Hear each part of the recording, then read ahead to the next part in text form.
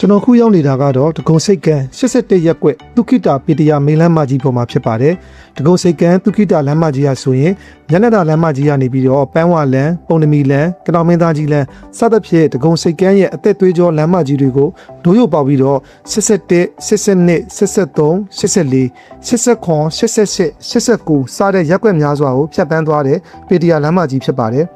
ဒီလိုဒဂုံစိတ်ကန်းမြို့နယ်မှာရေးပါတဲ့ဒုက္ခိတာမိန်လမ်းမကြီးရဲ့ဒဲရှင်ကိုကလန်ခင်ပြီးသားလူနေမီးရလမ်းကျဲပေါ်ကပေ40ပေ60စီပင်စီရင်ရောက်ပါမိတ်မြေခွေလေးကို3500နဲ့ရောင်းပေးခြင်းတို့ဖြစ်ပါတယ်ခင်ဗျာ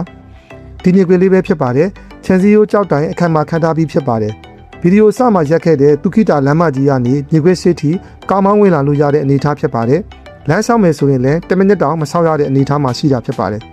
ရက်စင်မီရနေပြီဖြစ်ပြီးတော့အနီးနားမှာလူနေအိမ်တွေအဆောင်တွေရှိနေပြီဖြစ်လို့အိမ်ဆောင်နေမဲ့သူအဆောင်လျှောက်ပြီးတော့ငါးစားမဲ့သူဆိုရင်တော့အရန်ဆင်ပြေတဲ့နေရာလေးဖြစ်ပါတယ်ဒုက္ခိတာလမ်းမကြီးကိုတဲပေါက်တဲ့အပြင်ဘယ်ဘက်ကိုချိုးလိုက်လို့ရှိရင်ပန်းဝလမ်းမကြီးညာဘက်ကိုချိုးလိုက်လို့ရှိရင်ပုံနမီလမ်းမကြီးကိုရောက်သွားမယ်တကယ်နေရာကောင်းလေးမှာရှိနေတာဖြစ်ပါတယ်ပေ40ပေ60ပါမစ်မြေခွဲဖြစ်ပြီးတော့စီပင်အိုးအိမ်စီးရောက်ပါတယ်ဈေးနှုန်းကတော့3500ပဲခေါ်ထားပါတယ်ခင်ဗျာ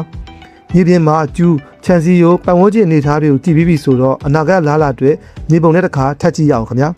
ဒီနေရာလေးပဲဖြစ်ပါတယ်ခင်ဗျာကျွန်တော်ဗီဒီယိုထဲမှာရှင်းပြခဲ့သလိုပဲဒုက္ခိတာလမ်းမကြီးရဲ့ဒဲရှင်မြေခွက်ကနေပြီးတော့ဒုက္ခိတာလမ်းမကြီးပေါ်ဆိုရင်10မိနစ်လောက်ပဲလမ်းလျှောက်ရမယ့်အနေထားမှာရှိတာဖြစ်ပါတယ်လက်ရှိကော့ကက်လန်ခင်းထားပြီးသားဖြစ်ပြီးတော့ဒီဒုက္ခိတာလမ်းမကြီးပေါ်ရောက်ပြီးတော့ဘယ်ဘက်ကိုကွေးလိုက်မယ်ဆိုရင်ပန်းဝလမ်းမကြီးညာဘက်ကိုကွေးလိုက်မယ်ဆိုရင်ပုံနမီလမ်းမကြီးကိုပေါက်သွားမယ်အနေထားမှာရှိတာဖြစ်ပါတယ်လက်ရှိဘေးနားမှာလည်းလူနေအိမ်တွေအဆောင်တွေ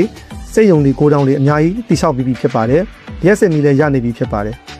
ဒုက္ခိတာလမ်းမကြီးရဆိုလို့ရှိရင်ကျွန်တော်တို့ဗီဒီယိုထဲမှာရှင်းပြခဲ့သလိုပဲဒဂုံစိတ်ကန်းရဲ့ထနက်တာလမ်းမကြီးကနေစပြီးတော့ကျွန်တော်တို့ပန်းဝလမ်းမကြီးပုံနမီလမ်းမကြီးတနောင်မင်းသားလမ်းမကြီးစသဖြင့်တကယ်ဒဂုံစိတ်ကန်းမြို့နယ်ရဲ့နာမည်ကြီးမင်းလမ်းမတွေအများကြီးကိုဖြတ်တန်းသွားတဲ့လမ်းရှည်လမ်းကျယ်ကြီးဖြစ်ပါတယ်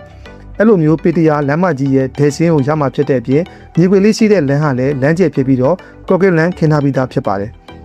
မြေခွေလေးရှိတဲ့တီနီယာနေပြီးတော့ဒုက္ခိတာမိန်လမ်းမကြီးပေါ်ဆိုရင်10မိနစ်လောက်ပဲလမ်းဆောင်မှာဖြစ်ပြီးတော့ကျွန်တော်တို့ဘေးနားမှာလည်းပန်းဝလမ်းမကြီးပုံနမီလမ်းမကြီးစသဖြင့်တကယ်မိန်လမ်းမတွေအနီးနားမှာတည်ရှိနေတာဖြစ်ပါတယ်မြေပြင်မှာရောမြေပုံမှာရောကြည်ပြီးပြီဆိုတော့ဒဂုံစိတ်ကမ်းမှာရက်ကွက်များစွာမိန်လမ်းမများစွာနဲ့ဆက်သွယ်ထားတဲ့ပေတရာဒုက္ခိတာမိန်လမ်းမကြီးရဲ့ဒဲရှင်းဖြစ်တဲ့အပြင်ပန်းဝလမ်းမကြီးပုံနမီလမ်းမကြီးတို့ရဲ့အနီးနားမှာရှိတာဖြစ်လို့နေရာလဲကောင်းမယ်လက်ရှိကော့ကက်လန်ခင်းထားပြီးသားဖြစ်ပြီးတော့လူနေမီးရဖြစ်လို့တင်ထားမလားအဆောင်ဆောက်မလားအိမ်ဆောက်မလားဒါမှမဟုတ်ပြန်ရောင်းမလားဘလို့လှုပ်အရှင်ပြေတဲ့အကျိုးမြတ်များစွာရနိုင်မဲ့ဒီမြေခွေလေးဟာတိမ့်လို့ကောင်းပြီးတော့ရောင်းရလွယ်အနာဂတ်မှာကျိုးမြတ်များကြီးရနိုင်တာဖြစ်လို့စီပင်စင်းရောက်စာဝတ်စာတမ်းစိတ်ချရတဲ့ပါမစ်မြေခွေလေးဖြစ်တာတွေ့ကြောင်းမို့3500နဲ့အခုချိန်မှာရင်းနှီးညွှန်းနှံထားဖို့စိတ်ဝင်စားတယ်ဆိုရင်တော့အခုပဲမယောင်းခေကမျက်အောင်ဝင်နိုင်ဖို့အကျိုးတော်ဆောင်နဲ့ဆက်သွယ်လိုက်ပါခင်ဗျာ